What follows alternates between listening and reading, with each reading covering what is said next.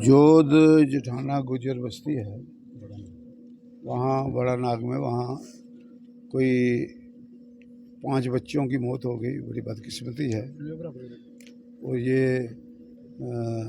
कुदरती आफत थी, क्लाउड बर्स्ट हुआ और सरकार ने अपनी तरफ से कोशिश की कि इनको यहाँ पूरे लोगों को शिफ्ट किया जाए। यहाँ बाकायदा कैंप लगाया और उस वक़्त हालांकि ऊपर जाना मुश्किल था, गाड़ियाँ नहीं जा रही थी, तो यहाँ की जो एडमिनिस्ट्रेशन है वो पैदल उस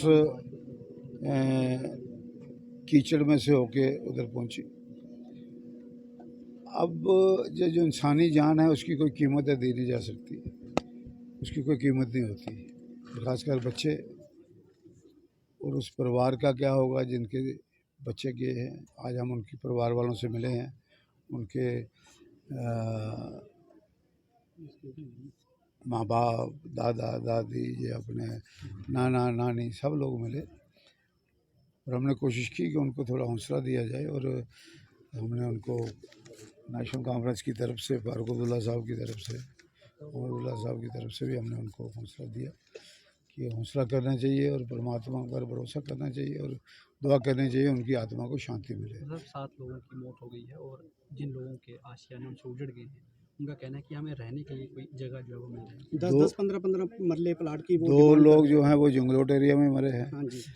अब वो कह रहे हैं कि हमारी ज़मीनें जो हैं वो धंस गई हैं, रहने के लिए हमारे पास मकान बनाने की जगह नहीं है, हमें गवर्नमेंट कोई जगह दे। उस सिलसिले में हम डीसी साहब से बात करेंगे और चीफ मिनिस्टर साहब से बात करेंगे कि इनको अगर कहीं ज़मीन दी जाए ताकि ये रह सके, क्योंकि ये आगे मुश्किल में है, इनके बच्चे मारे गए और अब इनको रहने के लिए जगह नहीं।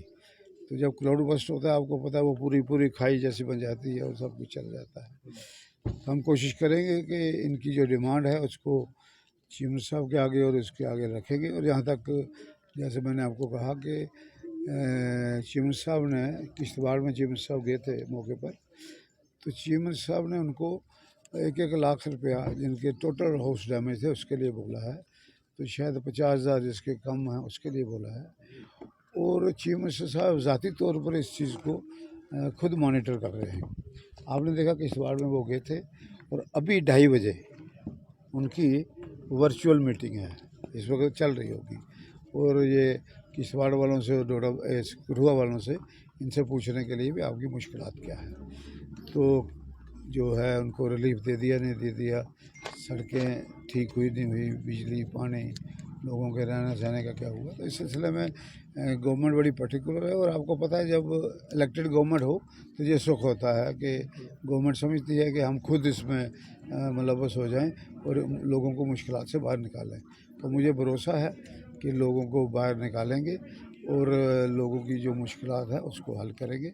और ये इस किस्म के जो मसले हैं आपके क्लाउड बर्स्ट के, ये कहीं भी हो सकता है, ये कुदरती आफत है, ये प्लेन में भी हो सकता है, हिली एरिया में भी हो सकता है। मगर फिर भी हमें प्रार्थना करनी चाहिए परमात्मा से कि अल्लाह ताला इस किस्म के हादसे ना करे ताकि लोग आराम से रहें, चैन से रहें।